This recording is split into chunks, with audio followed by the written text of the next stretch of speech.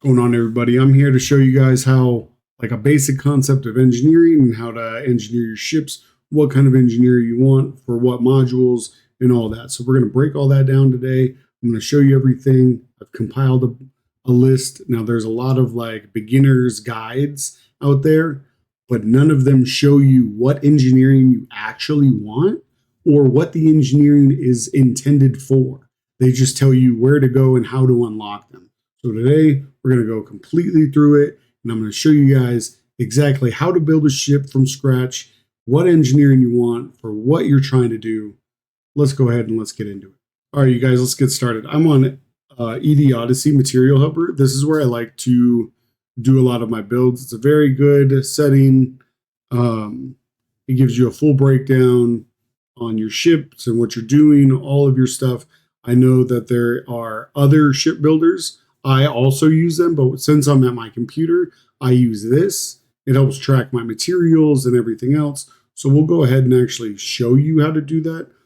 I'm in here because we're just going to pick a ship and I'm going to show you what you want to use.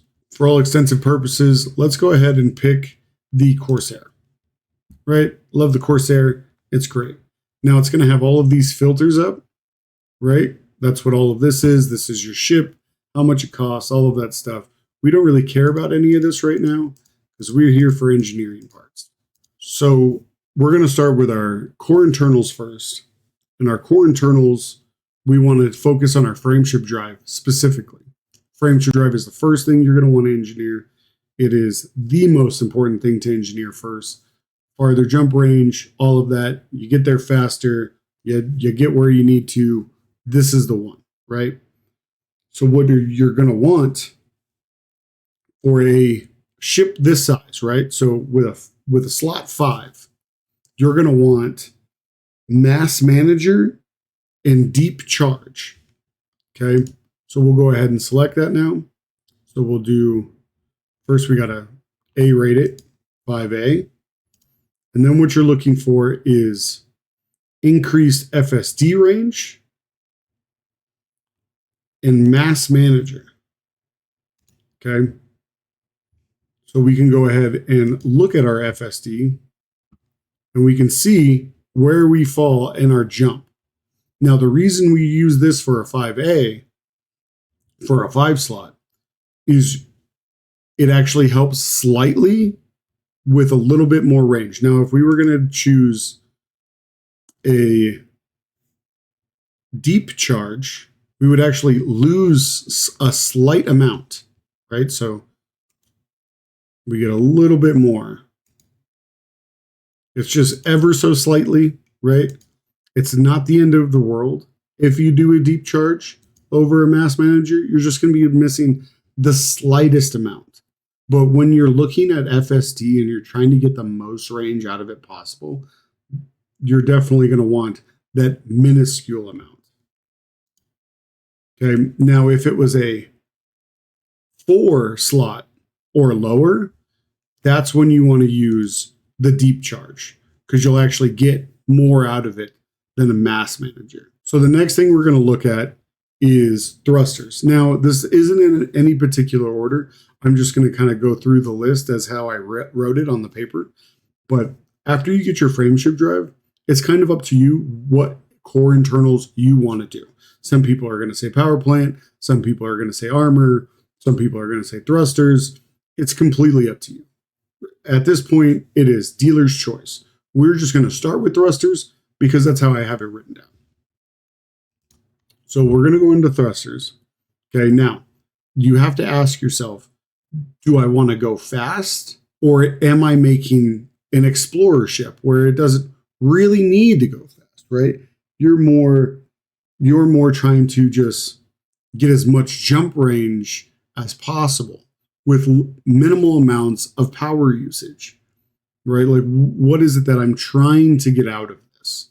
Now, for the Corsair, we want to go fast, right? So then we would want to choose dirty drive tunings, and you're going to want to use drag drives.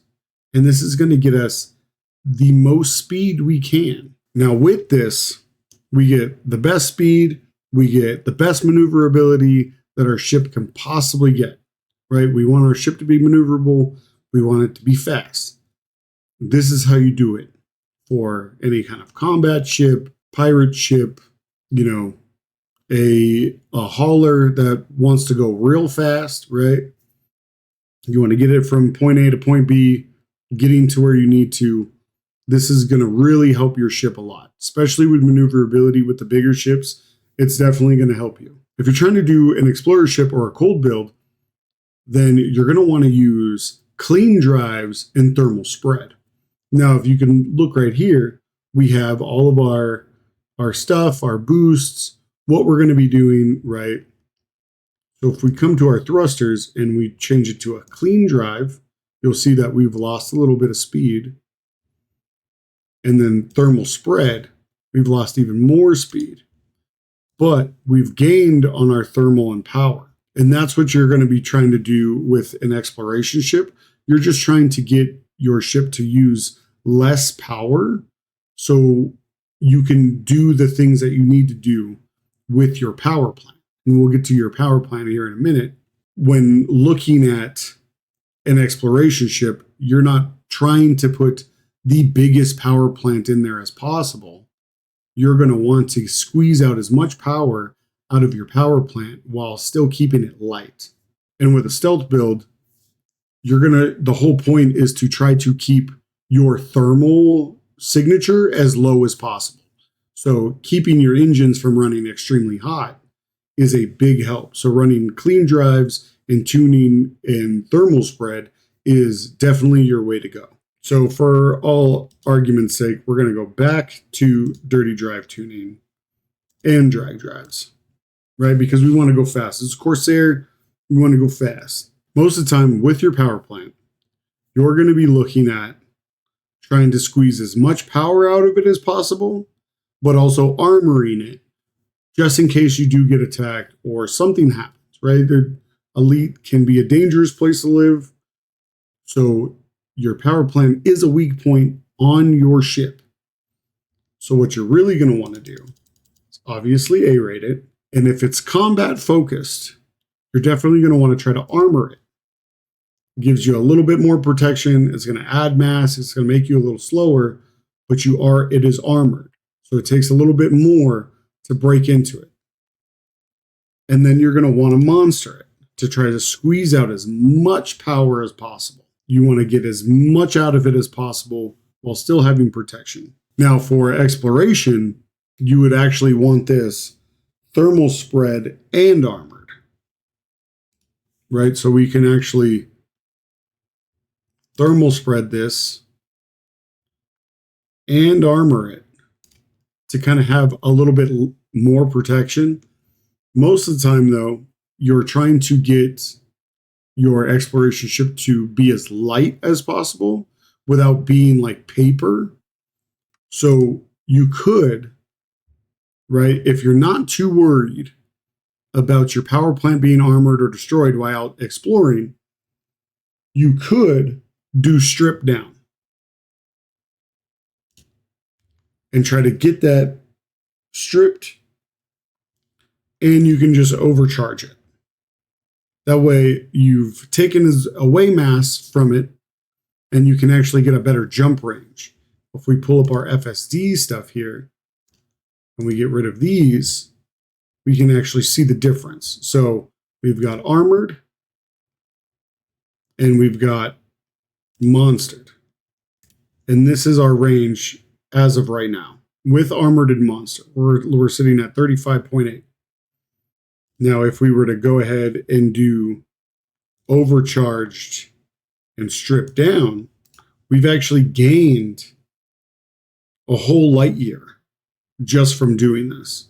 So if you're really trying to squeeze as much jump range as possible out of your exploration ship, this is the best way to go about it.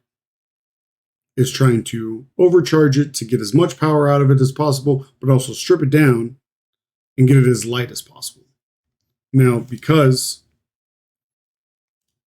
this is a combat ship, we're going to armor it and monster it, right? We want to get as much out of that as possible. So now we're going to move to the easy ones just to get them out of the way. Life support, you always want as best as you can get it because you never know what's going to happen. You never know when you might need it. And you want to have the most possible time with your life support. A rating it is my recommendation to your life support. I think survivability, it doesn't matter how light you are. If your canopy gets blown out and you are straight up on life support and you are out in the black, I would rather have 30 minutes to get back to where I need to be than be light, if that makes sense. Now, there is only one option for me anyways when it comes to life support, and that's lightweight. It's just going to help you out. There's no reason why not to make it lightweight. I lightweight it on everything that I do.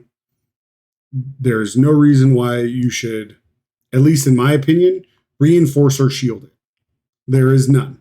I don't know why you would want to do that. You can build however you want to build. I just don't see the need, so I just lightweight it. But this comes down to personal preference.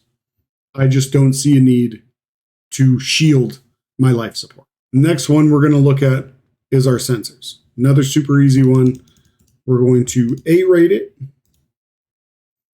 And I usually long range scanner. Now, this comes down to personal preference too. I like to get the best scanner. I like to make it long range. I can scan things super far away. I don't have to get super close. The faster I scan, the faster I'm getting into it, the faster I know if they're wanted or not, and we can get into it. Right? Now, if you were doing an exploration ship, however, you would not want to A-rate this. You would want to D-rate this. And you D-rate this because D is actually the lightest sensor that you can get. And then you can long range it, and it'll actually get you to a base A-rated sensor without being engineered. So it'll kind of balance it out in that way. Now we're going to get another one out of the way, right? Fuel tank. You don't do anything with that. Your fuel tank is your fuel tank. If you want to make it low, you want to have less fuel, you make it lower. I don't know why you would want less fuel, but I'd never touched the fuel tank. The fuel tank's what it is. Now for exploration ships, I think some people actually make the fuel tank smaller to get more range, FSD range out of it. I never feel comfortable doing that. I want to have the most fuel possible. I never want to put myself in a position where I need more fuel. I don't like it. It makes me nervous. No, thank you. If you want to go ahead and make your fuel tank smaller, that's on you. You're going to do your ship builds however you want. I'm just telling you, I don't like messing with my fuel tank. So let's go ahead and go to power distributor. Now, we obviously want to A-rate our power distributor, right? We want the best one possible. When it comes to your power distributor, it all depends on what you're actually doing. Now, if you're combat focused and you're trying to get the most balance out of all of your pips, then you're going to want to do charge enhanced superconductive, right? It's gonna be the most balanced between all of your pips, all of your management. You're going to be getting the most out of your power distributor by doing that. So if you are mining focused, what you're actually going to want to do, instead of doing the charged enhanced, you would want to do weapon focused. This is going to help because your mining lasers are considered weapons. So you would mining focus, and then your sub would be cluster capacitors. Okay, so this is going to help you pull as much power get as much power out of those as possible and help your recharge. So that way, while you're out there and you're mining, you not only does your mining laser last longer, but it also recharges faster, getting you mining quicker. It's just more of an efficiency thing. Now, if you're a exploration ship and you're looking at doing exploration with the ship, you're going to want to look at actually engine focused. Okay. you get places faster, you're doing things, you're not really using your weapons, right? You don't really need any of that.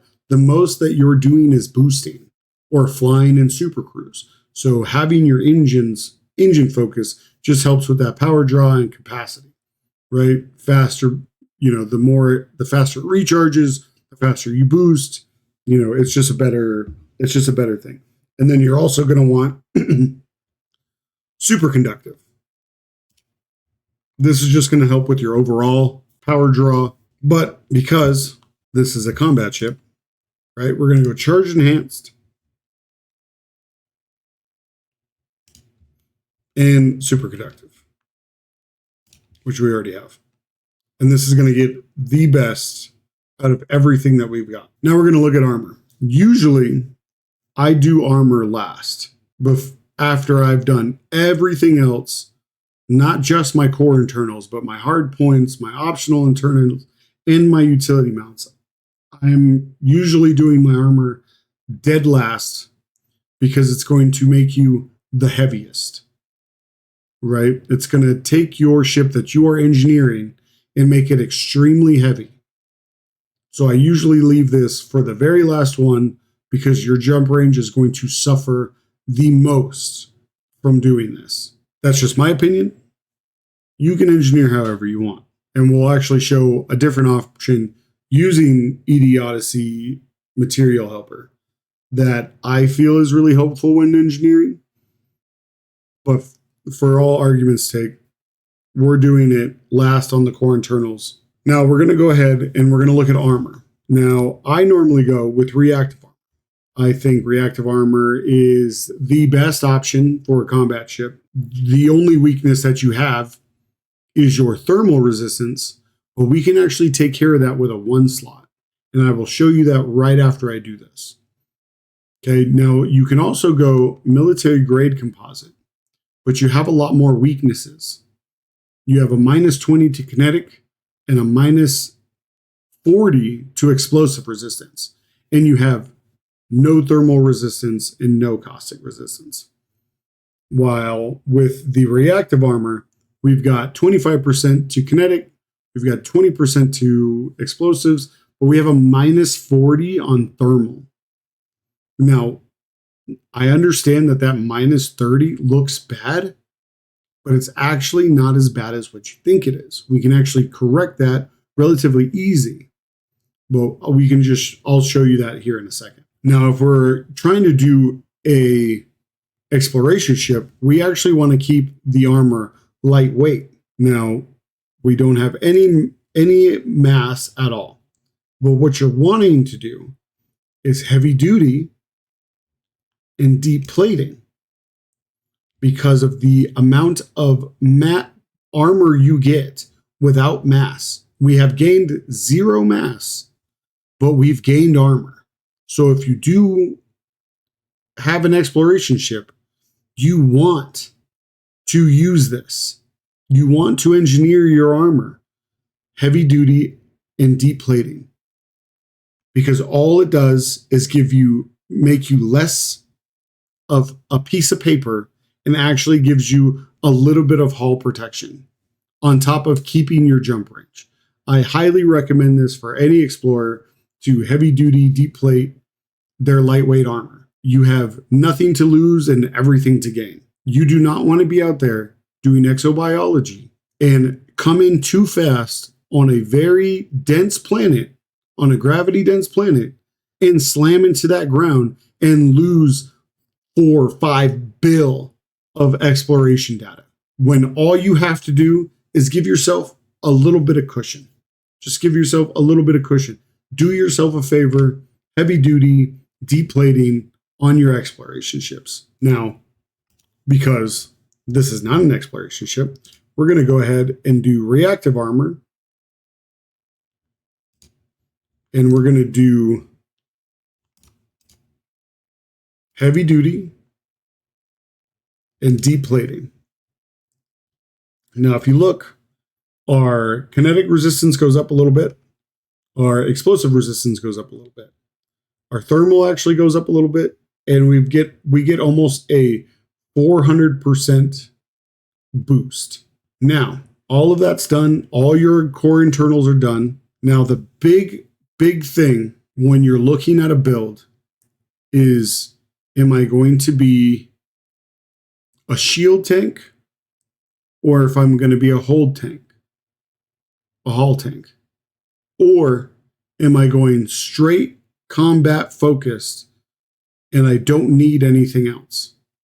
Now, if I was going to make this Corsair a straight combat ship, the only thing that I want to do is I want to get the biggest shields I possibly can out of it, right?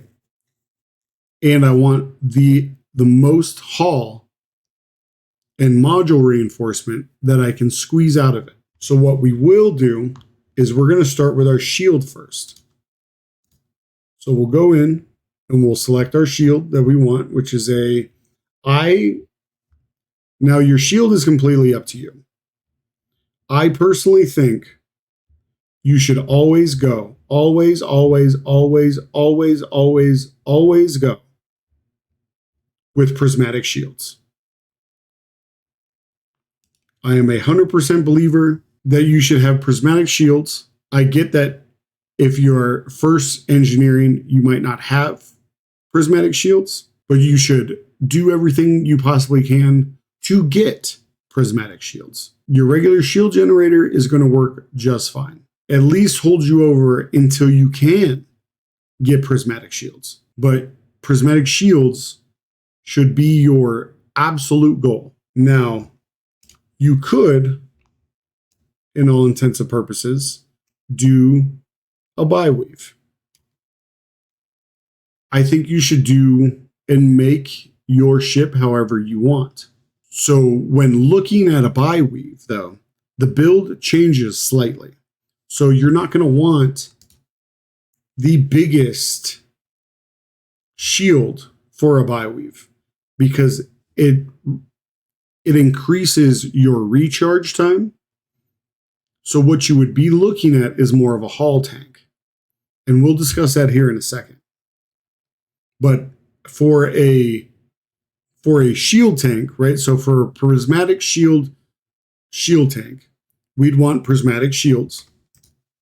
And we would definitely want high cap and reinforced.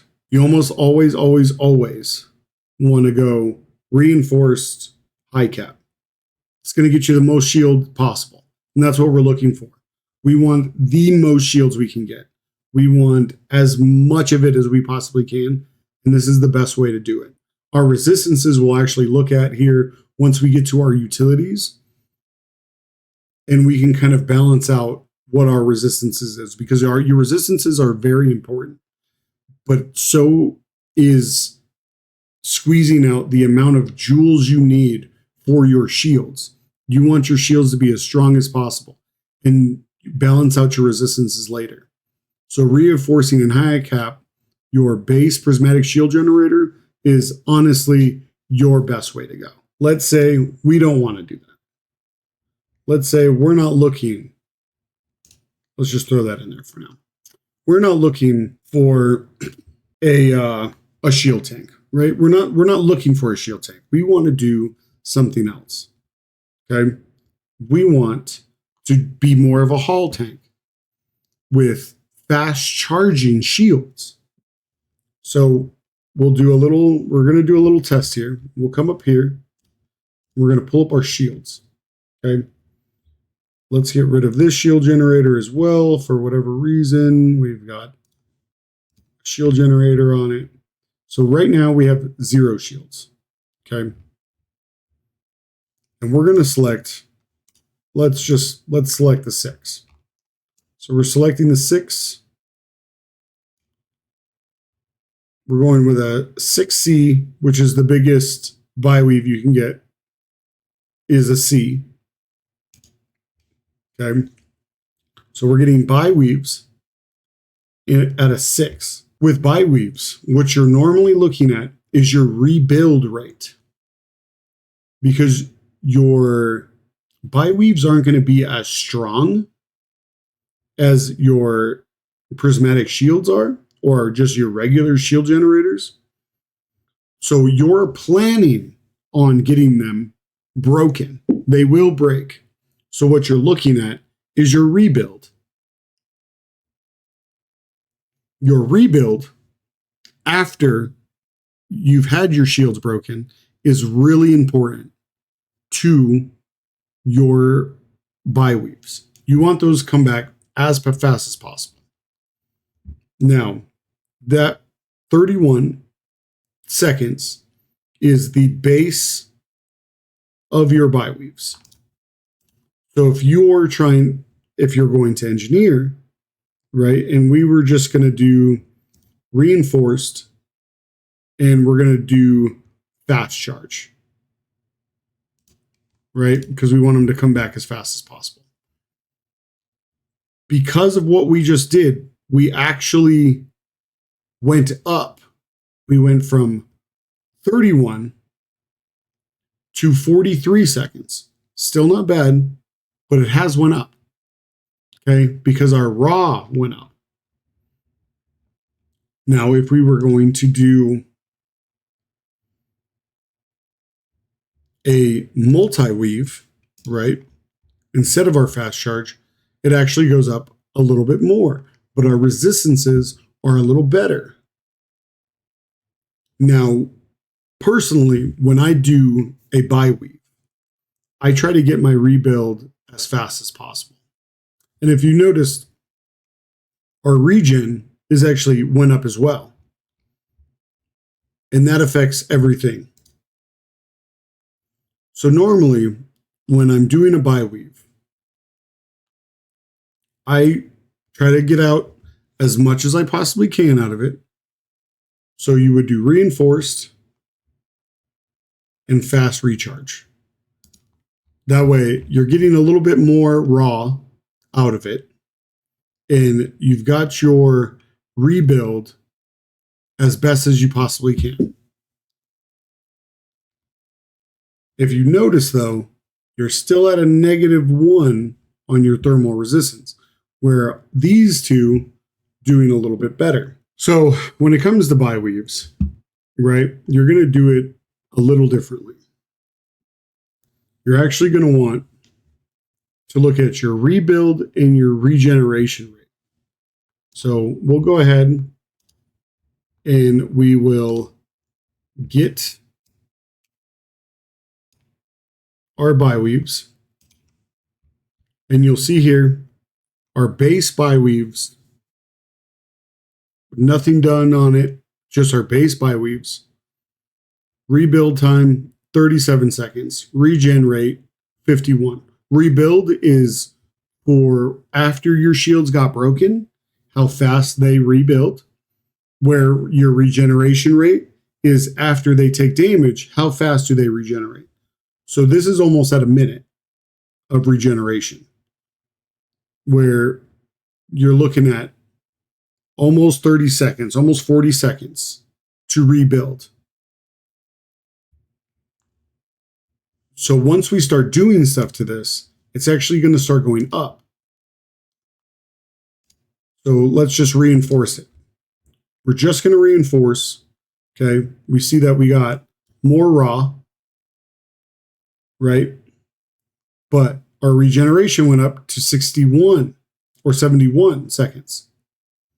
So from 71 seconds, so we're at a minute and 10 seconds for regenerating back to full.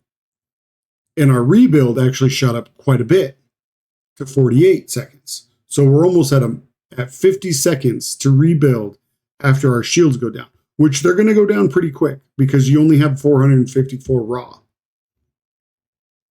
Now, we'll go ahead and do fast charge. So fast charge actually significantly dropped this down, right? So now our regen rate is 62.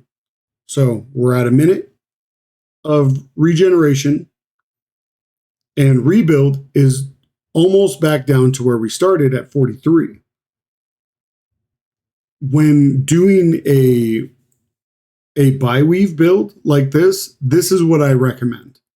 is reinforced and fast charge. Because the whole point of your bi-weaves is that they come up quickly. Because they will get broken. That is the point of the bi-weave. The bi-weave is not meant to take a lot of damage. The bi-weave is there to regenerate quick and rebuild fast. Because you're more depending on your haul and how much haul you have compared to the amount of shields you have. So running with this, we're actually going to go ahead and I'm going to show you how to do a bi-weave build because I think it's more involved, right? Because we're going to want armor. So let's go ahead and let's look at our armor and see where we want our armor at. Now, your hull only goes up to a 5 slot. So let's start there. So we'll put a 5A hull reinforcement package on. Okay. And let's put a few of them on. Let's say we want so much hull, right? So let's fill up all of our 5 slots with hull.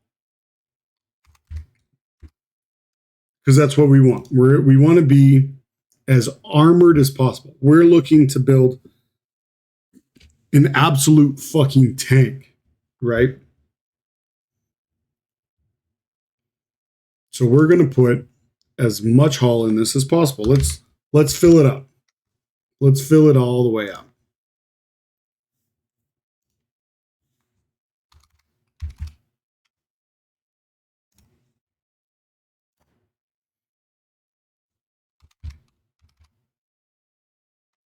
Well, I mean, let's not fill it all the way up because we need module reinforcement packages.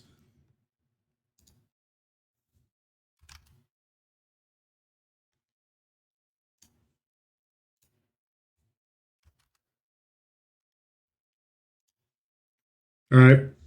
So now we've got some module reinforcement protection, which is this, right? And we're going to want this to, as close to 100% as possible as we can get it.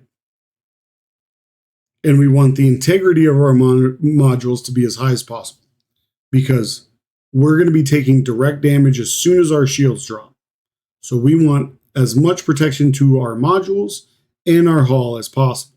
So it becomes a balancing game.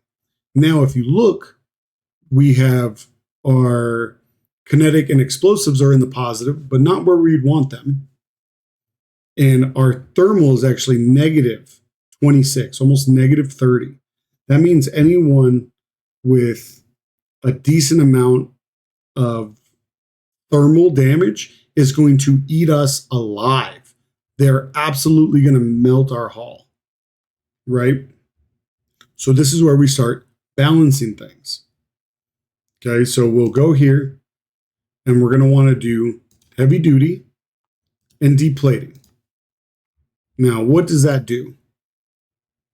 That gave us more raw and actually got us less thermal and more kinetic and explosive.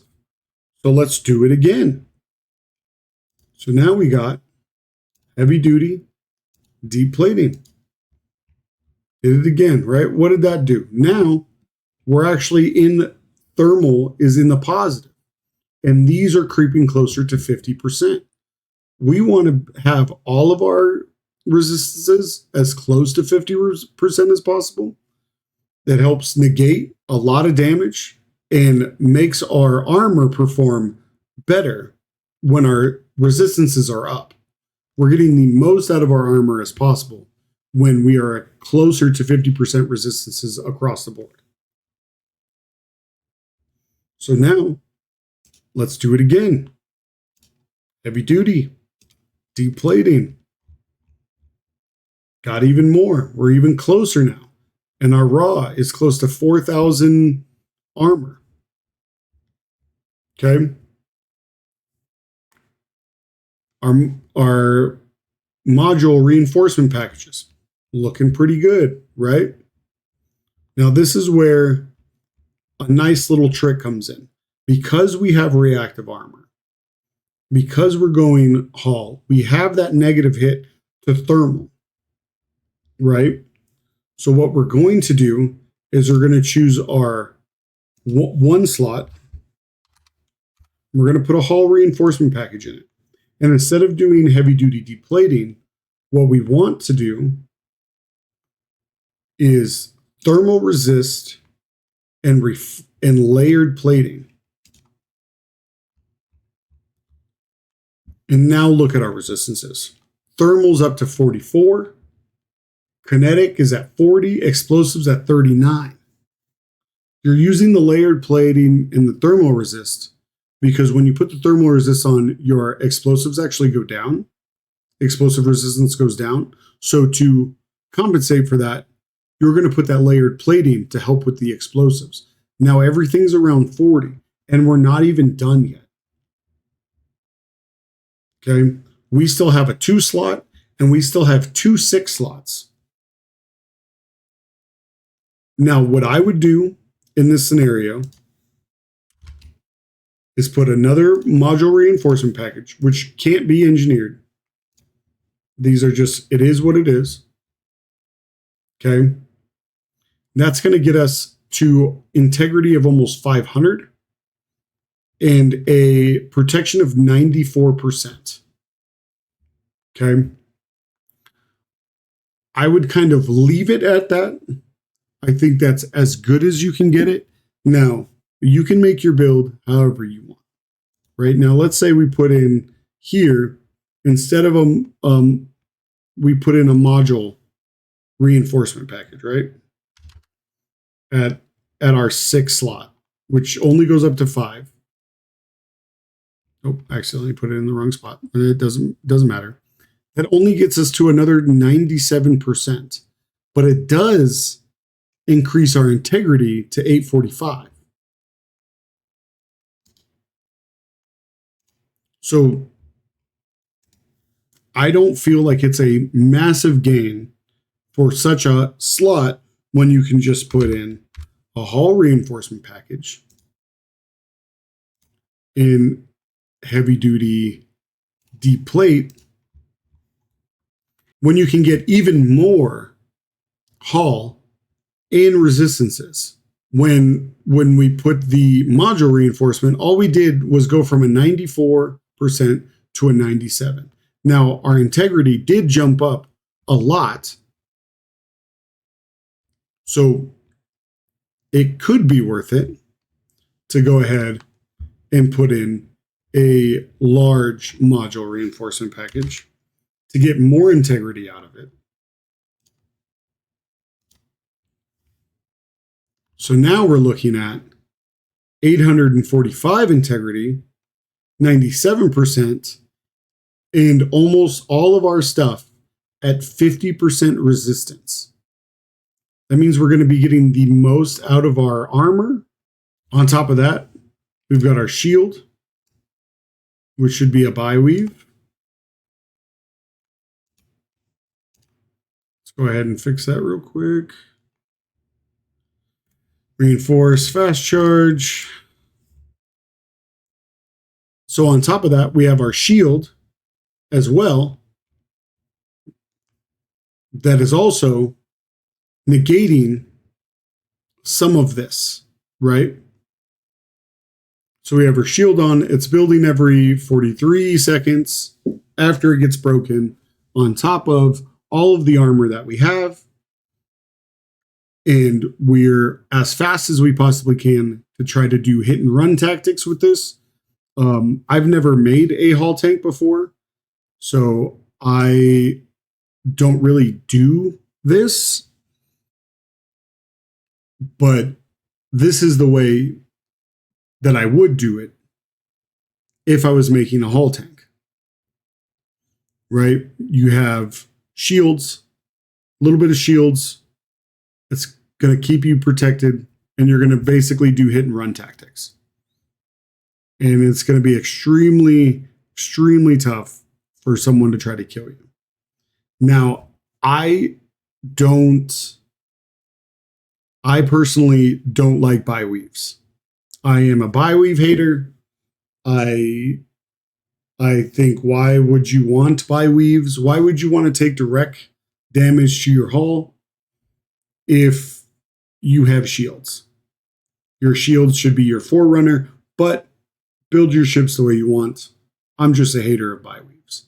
Now we're going to take this same build, right, and just throw prismatic shields on it. We're going to start throwing some shield boosters on. So we'll throw maybe 3 shield boosters.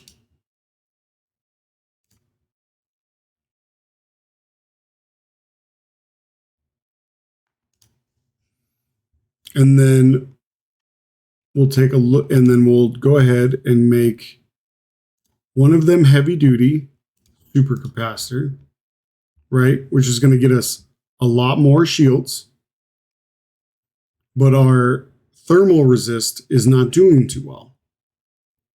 So then let's go ahead and let's do resistance augmented and thermal block. Now this is going to get us into a better spot. Then we'll go ahead and do it again. Resistance augmented, thermal block. That's actually getting us into a good spot, but we've actually lost a little bit of raw. So we're still sitting around 1,000 with our resistance a little bit better. Now, this is where it comes down to what you prefer and what you would like to do with a ship this size, with the utilities of this amount. So when you have utilities that are about 4 or 5, you're kind of limited on your shield resistances. So you're basically going to want to get as much out of your resistances and raw as possible. So this is where I start messing around and experimenting, because I want my thermal up as much as I possibly can because of how low it is. But we also want to squeeze out as much as we possibly can. So let's play around with it. Go ahead and do heavy duty. And let's make this super capacitor, right? Which is going to get me almost 12. But now my thermal resistances are terrible. So, okay. Let's go ahead and take this and do thermal resist and thermal block. Let's see what that does. That only gets us to 8. So then it's like, okay, well, what do we do here? So we'll take this and we'll do thermal block. Let's see how that works. Got us to about 12. Not really that good. So then let's play around some more. Let's do resistance augmented, but super capacitor. See what that does. Now we're at 20, but we're at 1,000 raw. Not terrible, not good, but not terrible. So then, if that works so well, let's go ahead and let's do it again. We'll do resistance augmented, super capacitor. See how that worked. Not so well. We actually lost because we took out. And we didn't really gain that much raw. So then, let's try thermal resist and super capacitor. Got us a little bit more, but not super crazy. So that's when it's coming down to these medium ships. It really takes some finagling to kind of get where you want. Now, most people will tell you to go heavy duty super capacitor on as many as you possibly can. And why is that? Why do they say that? Because of the amount of raw you're getting. Okay? You have now, with just those 3, I was able to get 15 raw out of my shields instead of the 1,000 that we've had. Now, just taking away that 1 is going to drop us down significantly. Let's say we do thermal augmented or resistance augmented in thermal resist, right? Gets us a little bit, but doesn't even really do much for our thermal resist. So it gets us still in the negative, which we wouldn't want to be, right? But we still have a decent amount of raw. So a lot of people for medium ships will just go heavy duty, thermal or supercapacitors, and get as much raw as they possibly can, and then go ahead and put heatsink. So you put a heatsink because you're going to run out eventually. So you're going to squeeze out as much joules as you possibly can, and then you would take one of these module reinforcements or hull reinforcements. So let's say this one, and you would go ahead and put your shield cell banks. You throw at least a shield cell bank on there and a heatsink. Now, when you do that, your shield cell bank is actually going to help you regen. If you see here, it's going to help you regen your shields. So your shields are getting low. You can hit your shield cell bank. It makes everything super hot. So you hit your heatsink to cool your ship down so you don't cook yourself alive. And you kind of just do that, and it helps prolong your shields before they break. Because if you look on your prismatics, your regen time is crazy, and so is your rebuild time. So once your shields go down, you're kind of screwed, and you're relying completely on your armor at that point. But because of how much armor we have, we're looking mighty fine in that department. We still have quite a bit, so you are protected when these go down. So your shields are really, in hindsight, completely up to your build. Your shields are personalized for your ship and what you're doing in your playstyle. I find that prismatic shields work really good for me.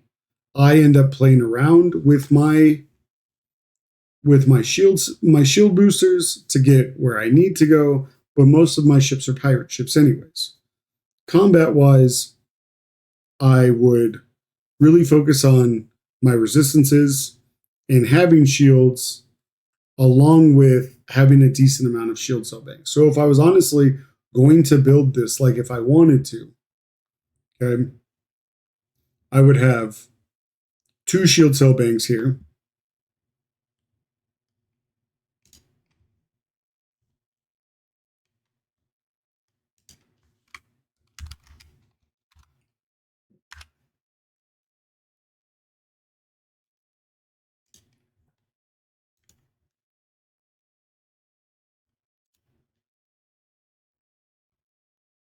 And I would have, because I have them,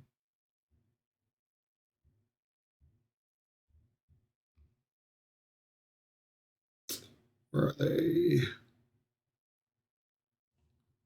I have the 2 times capacity shield cells. So this is going to give me actually 4. Okay. And why I have these 2 shield cell banks is you would double bank, right?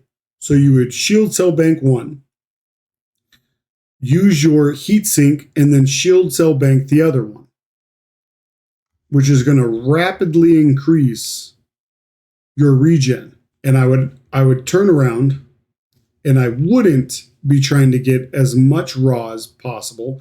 I would be trying to balance my resistances. So what I would do here is I would take this and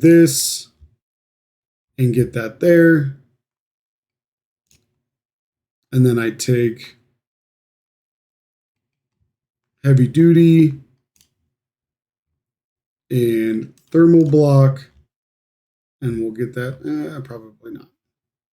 I would probably do something like this, where I'd have heavy duty supercapacitors, resistance augmented thermal block, thermal resist, and thermal block. To where my kinetics looking good, my raw is almost at 1,000, plus I have double banks, and I've got all of this Hall. That's the way I prefer to do it. Like I said, this is completely up to you, how you want to play. You could even turn around and instead of doing that, do a Guardian Shield booster.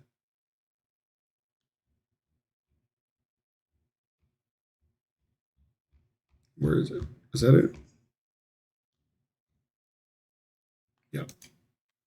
You can even turn around and do a Guardian Shield booster to get you a little bit more.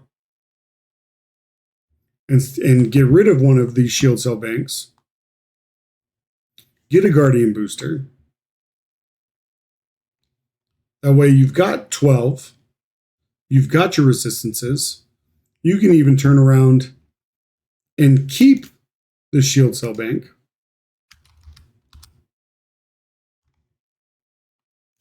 And get rid of one of your armors.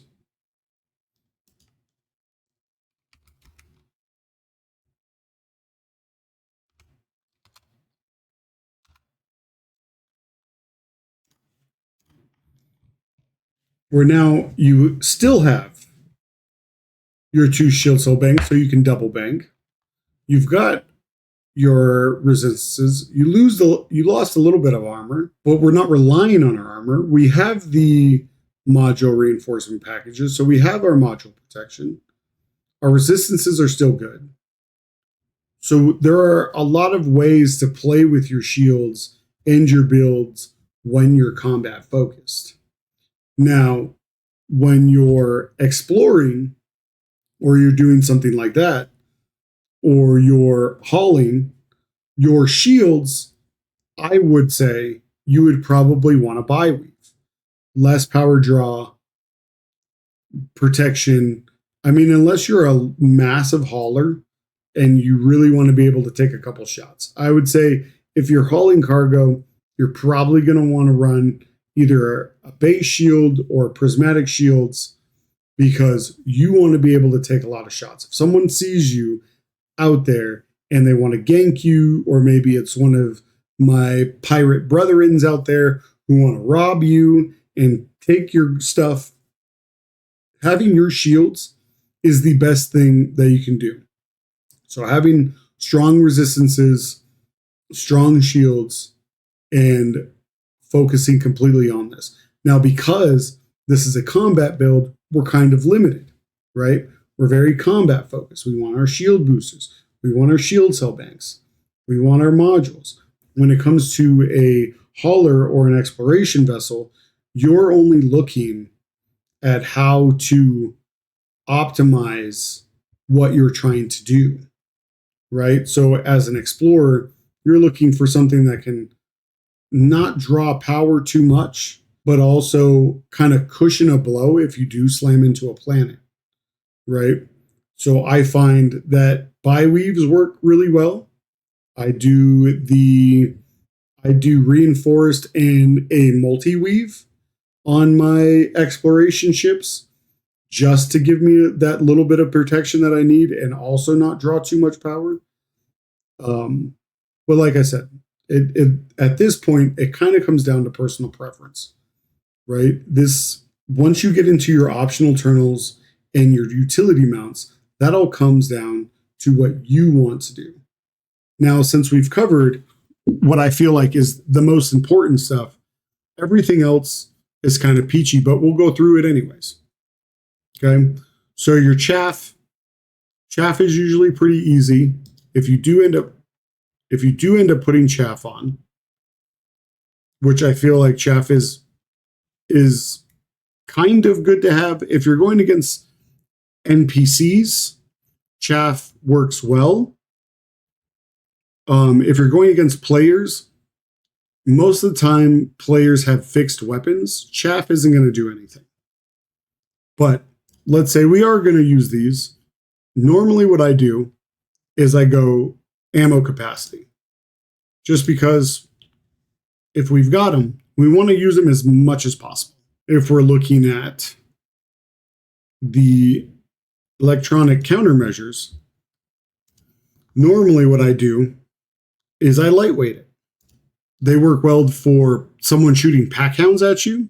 If you time it right, you can kind of wipe that shit. I'm not sure if they work on torps or not. I would believe that they would, but I'm not sure. But normally I lightweight them, and just to kind of squeeze out as much range as I possibly can out of my ship. If you're worried about it being destroyed, you can reinforce them or you can shield them. But that's going to take power draw, and this is going to add mass. So it's completely up to you. Your frameshift wake scanner, that's more if you're farming or if you're a pirate like me and you're scanning where things are jumping, or if you're a fucking ganker and you're trying to find someone. Normally, the only thing I use is fast scan. I feel like fast scan is the best out of this. It comes down to your personal preference. The fast scan is just, it's incredibly fast. It's incredibly fast. It goes from 10 seconds to 2 seconds. I mean, I don't know why you choose anything else, but you can do what you want. Obviously, lightweight, long range sensor. If they jumped far, you can find out where they went. You know, I don't know why you'd want. I don't know why you'd want that.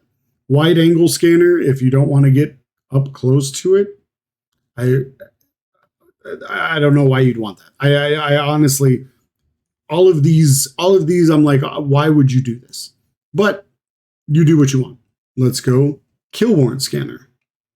Now, I don't have any of these, but they look really good. Scan range and scan time, I mean, that's amazing. But if you're like me and don't fucking have that, right? I normally do, you guessed it, fucking fast scan. Why? Because it takes it from 2 fucking seconds. Okay? Same reason as the wake scanner. I don't know why. Well, I don't know why you'd want any of these. Now, if you can't point your ship in the right direction and you need wide angle, you know, maybe, right? Maybe we should probably practice a little bit more. All right. Other than that, like I said, do what you want, no judgment. I mean, a little bit, but I normally do fast scan. Okay. Point defense. If you have this one, obviously get this one. I do not have this one. So if we're just doing a point defense, right? We're doing ammo capacity. You want your point defense to work as much as possible, as long as possible throughout the entire engagement. So ammo capacity is my go-to on point defense and chaff. Manifest scanner, if you're a pirate, if you're a dirty son of a bitch pirate like me, you're going to use fast scan. If you've watched any of my streams and you've seen me in my cutter and my unengineered manifest scanner, it is horrifyingly slow. So obviously we'd use fast scan. Pulse wave analyzer, I don't know too much about. I've never really used one. I don't know too much about it. I don't want to speak on something I don't know, but we can look at it. And it looks like there's no way to fucking do anything with it anyways. So I don't know too much about it. Never really use it. Heat sinks. I would highly recommend getting these. Okay. There's like certain things that you have to do to get these. You need certain materials. There's plenty of videos on how to do that. I can't remember how I did it. I would explain it to you guys. I apologize, but going from 2 to 4 ammo is fucking massive. And if you do decide to get these, I would say get as many as you possibly can. because anytime that you have a ship that needs heat sinks, you're going to want these. The Xeno scanners and stuff, I don't know too much about, and I'm pretty sure you can't engineer these anyways. So, moving on. Now, when it comes to your optional internals, it's all going to come down to your basic playstyle and how you want to go about what you're doing. If you're hauling, you're going to want a bunch of cargo racks. That's just what it is. You're going to want a shield, and you're going to want as many cargo racks as you can possibly stuff into it. Now, I do recommend, if you are a hauler, to have Super Cruise Assist and a docking computer. I'm not a big fan on docking computers myself. I don't use them most of the time, but I hate being a space trucker. I hate it. It cringes me to death, right? I don't like it. Having a docking computer makes it less terrible. Because once I know I get to the station, if I need to get up and go do something, I can kind of just let the docking computer handle it.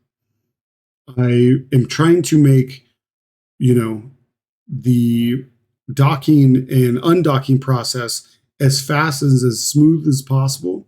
So having a docking computer and manipulating that really helps a lot. Same thing with the Super Cruise the Super Cruise Assist. It really helps for boosting within Super Cruise and kind of helping you land, getting there and landing as fast as possible.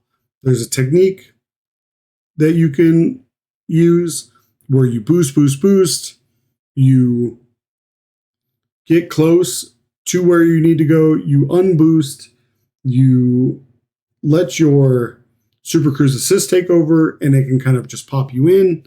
I'm not very good at it, but there are videos that show you how to do that. If you are hauling, I highly recommend doing that. When it comes to exploration, I know there are a few things that you want to do for your exploration vessel. One is you're going to want a SRV. Two, you want to have repair limpets. You're going to want at least one cargo space that has enough room for you to make limpets to repair yourself. So at least having 4 tons of cargo space. And you're going to want a field repair to repair yourself. Other than that, you're going to try to make yourself as light as possible. You're going to want to have those things: SRV, field maintenance, repair limpets, and a little bit of cargo space. Other than those 4 things, you're going to want to try to optimize your jump range. Maybe even throw another fuel tank on there if you really need to. Your optional internals really come down to you and what you're trying to do. Your optionals are where your ship build becomes your ship build. Everything else is kind of set in stone when it comes to your core internals and how you want to do them. Now, when we're looking at our hard points are also a big part of making your ship yours. Now, I do want to talk about your multi-cannons. A lot of people use multi-cannons. Multi-cannons are extremely good. I highly recommend using multi-cannons.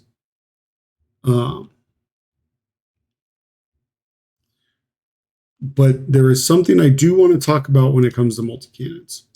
Now, when it comes to multi-cannons, you're going to have quite a few options when you start getting into your weapons. There's going to be quite a few options, quite a few things that you want to do.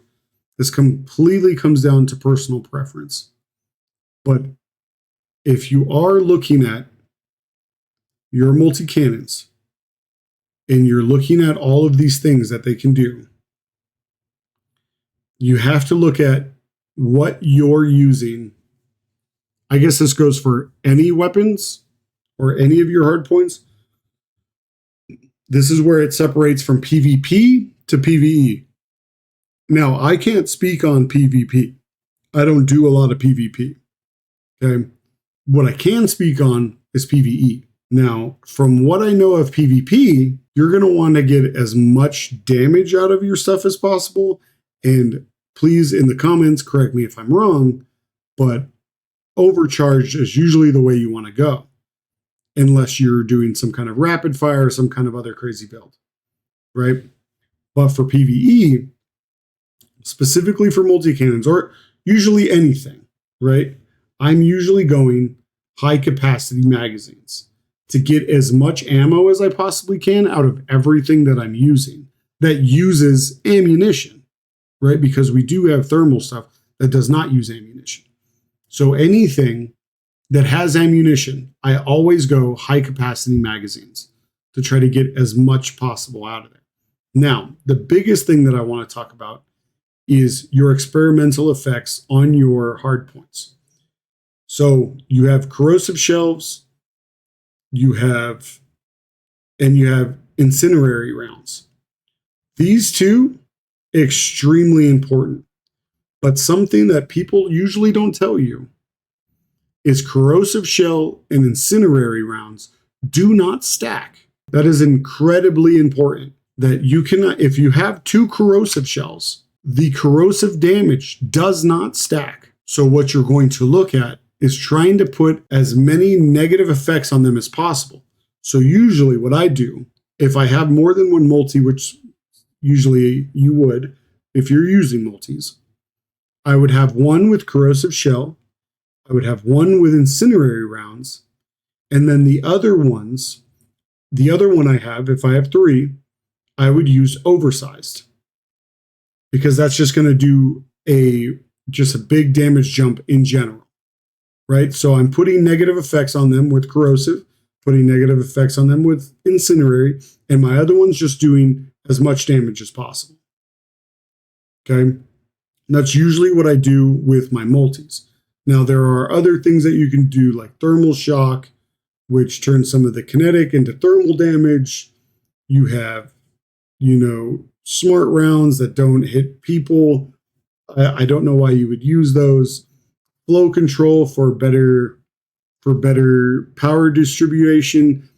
If you've got your power distributor engineered, you really shouldn't have a problem with this, unless you're getting into these really finite, crazy builds, and then you will probably know a lot more than you do now, and you'll understand when to use these. When you get into beam and burst and pulse lasers, it becomes a little different.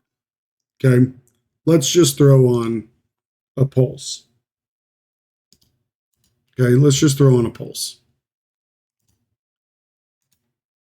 Now, if you notice, there is no ammo capacity on here because it doesn't have ammo like that, right? It's thermal, not kinetic.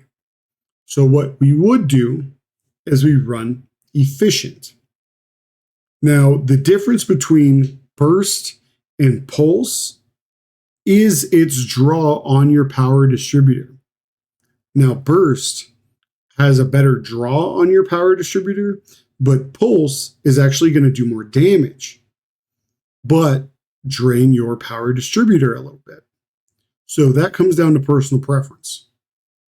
Now, when it comes to burst, I usually do efficient, and then I usually kind of play with this. Now, your burst lasers aren't going to be your main damage dealers per se. Most of the time, your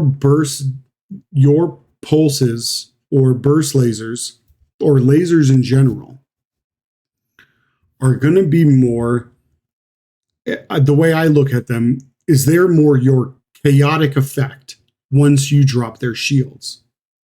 Okay. So what I like to do is I like to make them have as much difficulty as possible.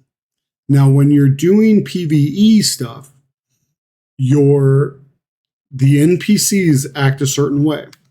Now, if you were to add thermal shock, which ups their temperature, right? It's going to start making them raise their temperature in there, and you continuously hit them with this thermal shock and raise their temp of their ship up.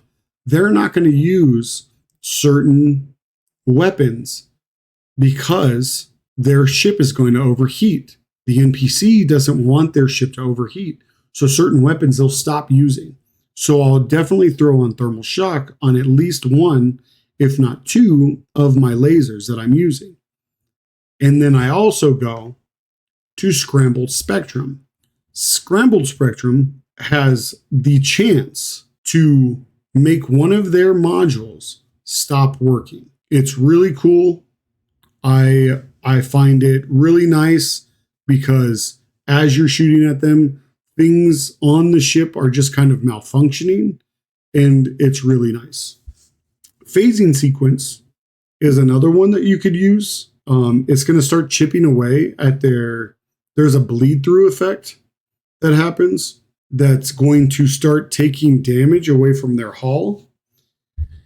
I find it kind of irrelevant. Once their shields are dropped, it just kind of, you're going to be ripping through their armor anyways. You're not really relying on this. So I mostly do thermal shock, scrambled spectrum, and oversized, just to get a little bit more damage out of the lasers that I'm using. And we'll just go ahead and touch on like a couple other ones that I know are different, like your beams. Your beams can do a little bit different things. You're obviously going to be wanted to have efficient if you're doing PvE. But there's a couple other different things they have. One is the thermal vent. So if you're running a combat ship that is really high and it generates a lot of heat, you can use thermal vent. And it's going to take your heat and give it to them. It's also going to increase the damage that you do with your beam. So it's pretty nice. It's a good thing to use if you're using a beam. I usually don't use beams. Beams are really, they suck a lot of power from your power distributor. They're really heavy on that. There are a couple other different ones that we have. Cannons, I don't really use. Cannons used to be really good, but they kind of nerfed them. But if you do want to use cannons, I would definitely go a high capacity magazine. And you have autoloaders, which is cool. But normally what I would do with this is I would do high yield shells. High yield shells start doing module damage, and they'll actually start taking out modules that are in the ship, which can never be a bad thing, right? While you're fighting, if you want to have a cannon or maybe two, high yield cannons are definitely the way to go. They also have force shells. Now, force shells are unique in the sense that it's not really doing damage. It's actually pushing the ship around. It actually pushes the ship off trajectory. It could be a fun little funny-duddy meme type thing, but mostly what I've used force shells for is actually pirating. Now, you can bump stop, like if you've watched my streams, how I stop a ship that has no thrusters, right? You kind of just bump them in the opposite direction that they're going, and they start slowing down. Now, you could do the same thing where you get in front of the ship, but instead of bumping them, you shoot a force shell cannon at them, and it'll slowly slow them down to where you need them to go. But it all depends on how well you line up that shot and the placement of your cannon on your ship. if you can place your 4-shell cannon in a good spot that's center to your ship and kind of hit that, it works really well. I am pretty good at pump stopping, so I usually just don't use them. And I also don't like having a weapon that I use as a utility. I would rather just have my weapons be weapons. And then we also have our experimental stuff. I don't know too much about these things. I don't do a lot of Axii stuff. They have their own little unique little thing. I don't really use them. These all come engineered in the most part, or you can't really engineer them per se. I've never really used shot cannons before. Frag cannons I've used. I use pacifiers. And frag cannons are a lot of fun. They're basically ship shotguns, right? So I normally do high capacity. Now you can do the same thing with these as you do the multi-cannons with the corrosive and the incendiaries, and oversized. The screening shells, I believe, do something else. I think they help reload. But normally, I'm just trying to get the most damage out of my frag cannons as possible. When it comes to your weapons, it's really dealer's choice. You're going to definitely want to play and experiment with different, things, different experimental effects, how they work, how your playstyle, and what you feel is beneficial to you, right? The things that I do to my ship and to my weapons, I do them because that's my playstyle. That's what I like, right? But you might find that you prefer, to have more of a quick loading, fast firing weapon. And that's totally fine. The whole point of this is to play with them. These are what makes your ship, right? Now, when it comes to missiles, I normally do pack counts. Obviously, high capacity. We want as many pack counts as possible. Now, I use drag ammunitions because I want to slow down the ship as much as possible. Also, your frag cannons also have drag ammunitions to slow down ships. You can also throw thermal cascade, which slowly heats up their ship. And you can also do oversized. There's a lot of different ways you can do your rockets. I find rockets, I only use rockets usually because of me pirating, but I know some people like them for combat specific. I just choose not to use them when I make, combat ships. Now, my favorite things are plasma accelerators and rail cannons or rail guns. Now, your plasmas, I would highly suggest for PvE efficient plasmas, right? But you have so many different things you can do. The biggest one is target lock breaker. Great NPCs, getting their target lock off you. Super nice, super good. I like causing chaos. It's definitely a nice thing to do. Plasma slug actually takes some of your fuel and uses it as ammunition for this. So you wouldn't have to do efficient. It's also got phasing sequence. So it'll phase through shields and hit the hull. Normally with these though, I usually just go oversized. Straight up. With plasmas, I'm just trying to get the most damage out of it as possible. Now with railguns, I obviously high capacity magazines, but I like to do super pen. I'll do at least one super pen and one oversized. And that's going to just rip through all of their modules. So if you can line them up face to face, or if you're trying to snipe their power plant, super penetrators work very well because it's going to go through the entire ship and it's going to wreak havoc on all of their shit. So I highly suggest those. But as for engineering and their experimental effects and what you want to do, I think that really wraps it up. You know, go out there and make yourself a ship build, man. If you guys are new and you are unlocking engineers and you're not quite sure what to do, start off with your basics. Get your core internal set up first. Then slowly figure out what you want to do. What kind of weapons you want. Dig into it. Play with them. Experiment with them. Right?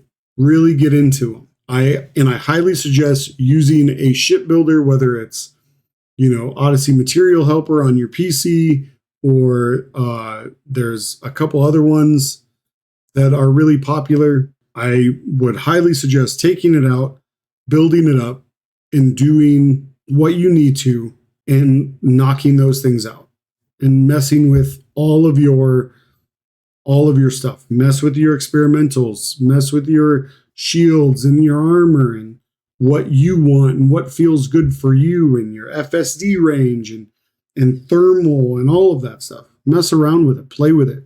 We have these builders for a reason. Go out there. Don't just take my word for it. Go play with stuff. Go figure it out. There is also one thing before I let everyone go. There's also one thing that I do want to do and show is after we're done making this ship build, right? At least on Odyssey Material Helper. Okay. Let's say I want to add all of this, add all to wish list. I've made a whole build on here, right? Let's say this is a complete build. This is what I want. I'm going to add all to wish list and I'm going to create new. And what it's going to do is put all of my hard points, utility mounts, core internals, optional internals, experimental effects, and the tech broker that I'm going to see. It puts everything here, everything that I have, and it's going to show me all of the stuff. This is all of the things that I have. And the red is the stuff that I don't have enough of. So that's why I can hide completed and I can look at what I need. So it's like, okay, I need iron and chemical manipulators and heat vanes. Okay, so I can go and pick these up for whatever means that I do that, whether it's, trading down or just going and farming these three things. The best thing about this, though, is it gives me the shortest path to manufacture or to engineering my ships. This is the best. I love this, and it does it from wherever you are in the galaxy. So because of where I'm at, it's showing me that this is the spot that I want to go. This is the order that I want to go in. So it's going to have me go here to Celine Jean for my armor. Then it's going to take me to the Dweller. Then it's going to take me to the Blaster. Then it's going to take me to Palin. And you can see it's just slowly going the best route that I possibly can. I find this to be extremely useful when I'm engineering a ship. The number one biggest thing that I love about this is this right here. This path of going forward, right? So it's basically telling me, okay, you're going to go here to Celine Jean, and that's 127.79 light years from where I'm at now. Once I get there and I engineer these things, it is just another 40.71 light years to get to the Dweller. And then from the Dweller, it's another 70.58 light years. So it's just trying to take you in the fastest route possible. Very helpful, very amazing. Now, if you haven't unlocked your engineers, this thing, you go to your engineer tab, and it will actually tell you where you are in unlocking them. Now, I have most of my engineers unlocked, but normally, right, your prerequisites, right, I've got that unlocked. I have to gain access by invitation from Colonia Council, right? So however I need to do that. And then it's also going to tell me I need to provide 100,000 credits worth of bounty vouchers. Okay. So like if I wanted this person, right? I know it'll tell me what I need to do to complete them, right? So I've reached level 3 with Marco, right? Gained access by gaining combat dangerous or higher, right? So I gained my combat act. Now, the only thing I still need left is I need to give them 25 tons of cog and nail. This is really, really helpful for keeping track of where you are, what you've done, and what you still need to done. I highly recommend, if you have not unlocked all of your engineers, or if you've unlocked some and not all of them, to just have this. It's really helpful, really good tool. I use this all the time. I make most of my ship builds here when I'm not making ship builds on the go, because sometimes I make ship builds, on break at work or at lunch when I'm at work, and I do them on my phone. I use the other builders. But when I'm at my PC and I'm sitting down and I'm going through, whether I'm on stream or I'm doing this now, I usually have this pulled up. Extremely useful tool. All right, guys, and that's the video. I really hope it helps you kind of understand how to build a ship, what kind of experimental effects do what, and how to kind of balance things and really build a ship properly. As new players coming into the game, you have to deal with a lot of unlocking engineers, and I know it's a trek, and I know it is such a grind to unlock these engineers, but I found that there are a lot of really helpful videos out there that show you how to prioritize which ones to unlock and how to unlock them. And there's not a lot of videos on how to actually build your ship once you get them, and what experimental effects are good and which ones are bad.